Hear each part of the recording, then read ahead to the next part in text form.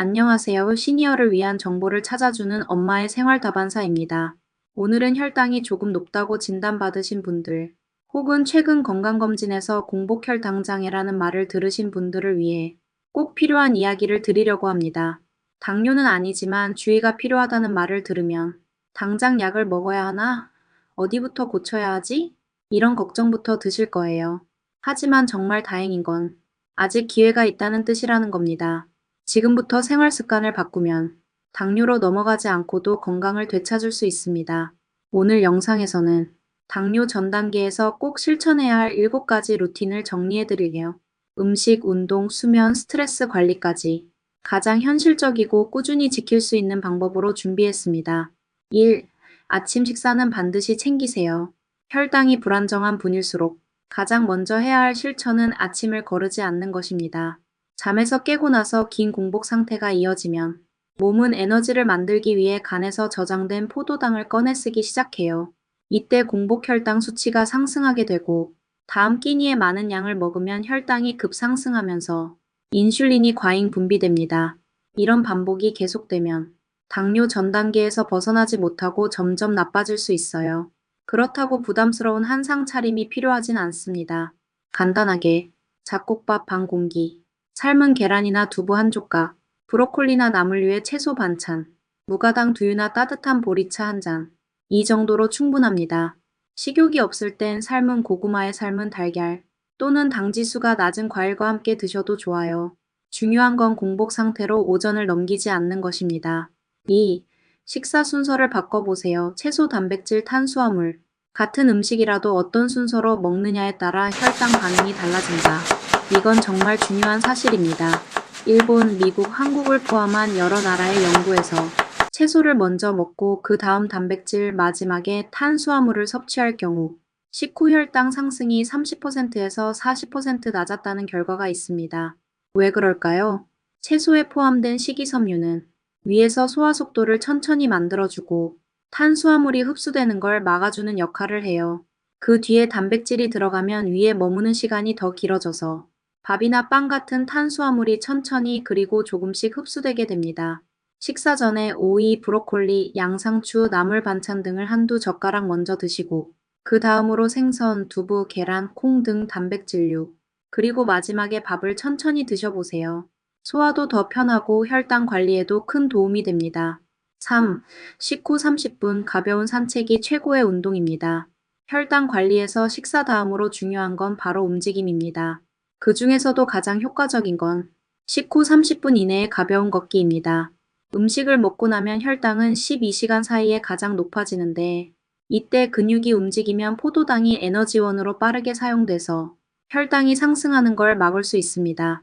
특히 당뇨 전 단계에서는 식후 혈당이 160에서 180까지 치솟는 경우도 많은데 15분에서 30분만 걸어도 혈당이 30 이상 낮아진다는 연구도 있어요. 어렵게 생각하지 마세요.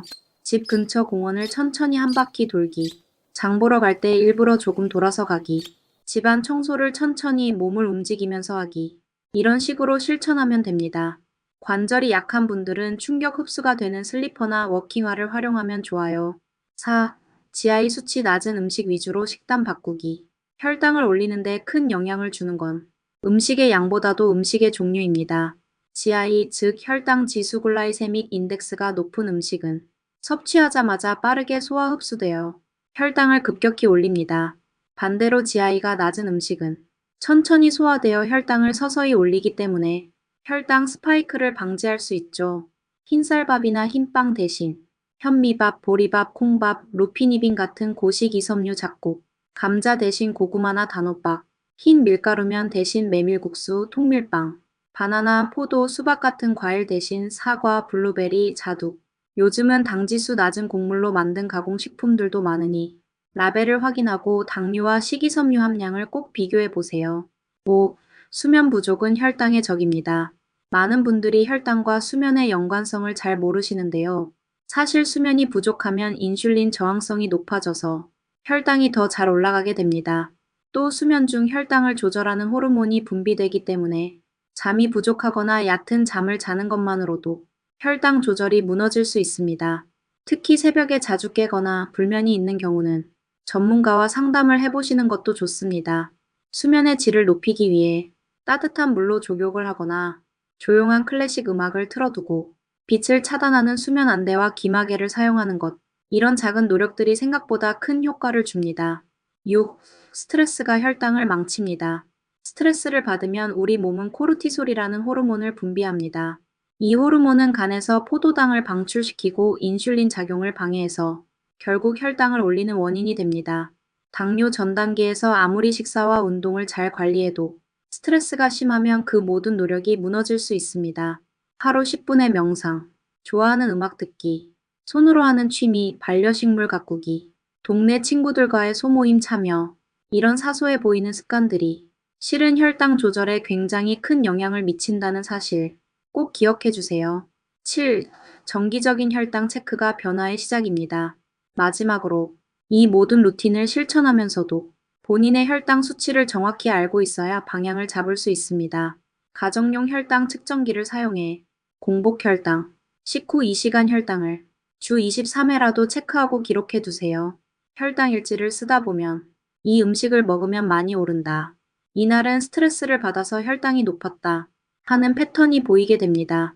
기록은 우리 몸의 변화를 가장 정확하게 보여주는 거울입니다. 마무리 멘트. 당뇨는 처음부터 증상이 드러나지 않습니다. 하지만 조금씩 올라가는 혈당은 조용히 몸을 무너뜨리기 시작합니다.